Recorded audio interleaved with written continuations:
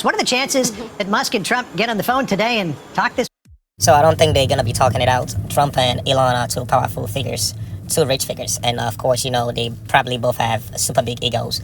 Talking it out would seem like a sign of weakness. Whoever seemed to be the one wanting to talk it out would seem like the weaker person.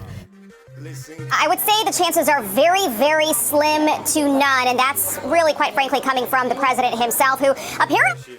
So this is America, and apologizing is considered a weakness, even though apologizing is a good thing, but to some people. Quite frankly, coming from the president himself, who apparently is calling just about everyone, or getting on the phone with just about everyone, except for his old pal, Elon Musk.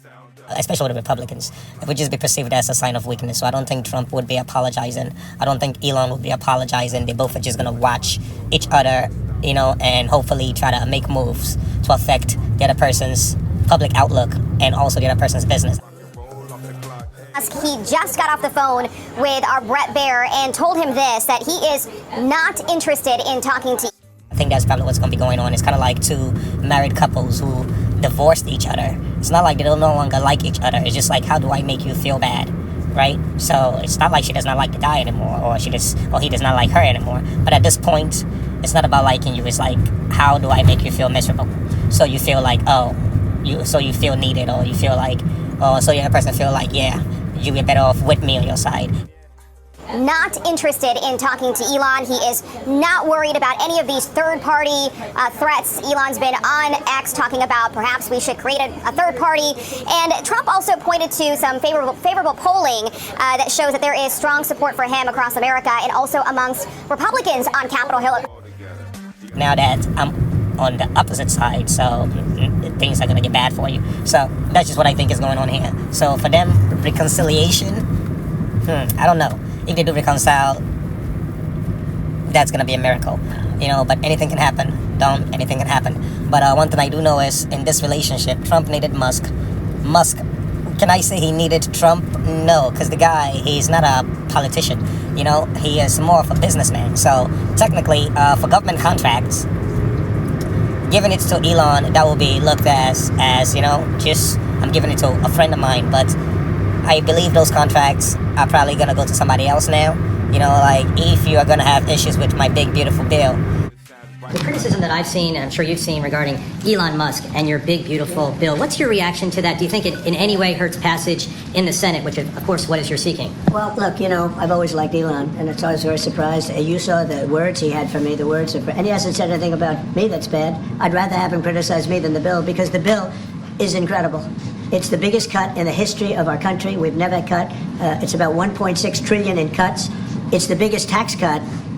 You would say people's taxes will go way down, but it's the biggest tax cut in history. It's we are doing things in that bill that are unbelievable. And when you look at what we're doing for small businesses, for people, for middle-income people, all of the things that we're doing, nobody's ever seen anything like it.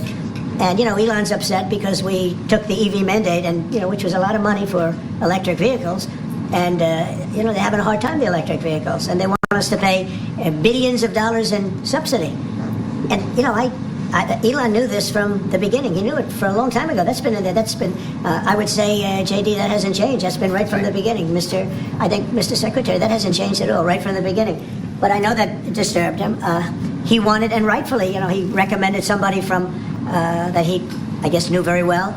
I'm sure he respected him, but to run NASA, and I didn't think it was appropriate. And he happened to be a Democrat, like totally Democrat. And I say, look, we won.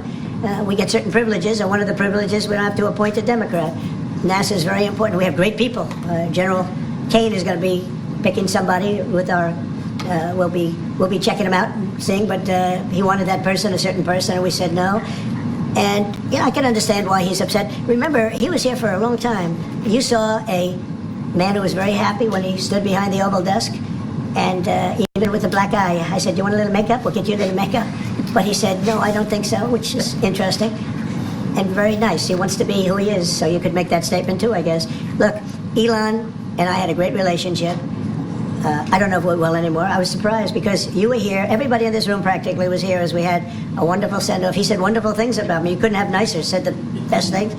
He's worn the hat. Trump was right about everything. And I am right about the great, big, beautiful bill. We call it a great, big, beautiful bill because that's what it is. And again, biggest tax cuts in history, biggest economic development moves anywhere. We've never done anything like it.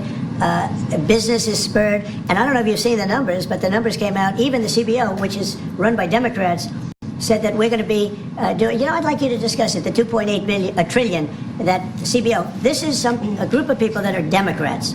They're very hostile to us. They just came out with phenomenal numbers, what it does. You want to mention that, Scott? Yes, sir. So what we've seen is we keep hearing from the CBO that there's going to be a large deficit from the bill, which we disagree with, but using the CBO scoring, they came out and scored the tariff revenue. We think it'll be the minimum. And calling it a bill like it cannot be big and beautiful, I understand where he's coming from. It's like a lot of big people or obese people are not considered beautiful. They may have a beautiful face, but you're a big dude.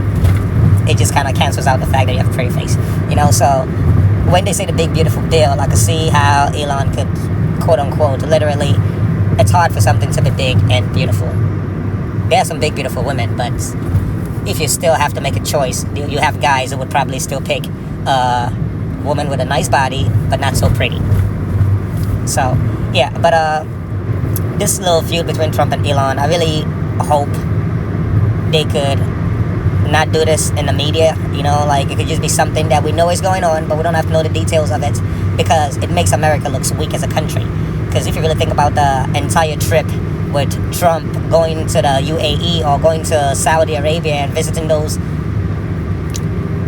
Muslim territories or countries or whatever, Elon was right beside him. This was like a little less than a week or 2 weeks ago, right? An eye of everybody on the outside looking in. I'm talking about outside Americans, other countries. I'm sure they find this pretty interesting.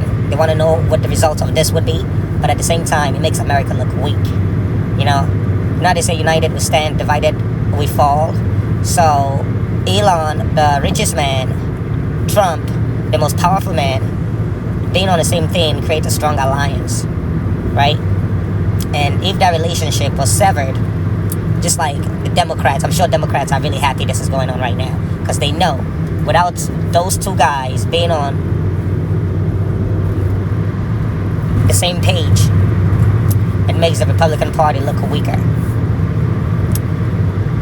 So that's just what I feel about this. What do you think? 0.8 trillion over the 10-year window, which actually puts the bill in surplus if you include the tariff revenue, which they won't do.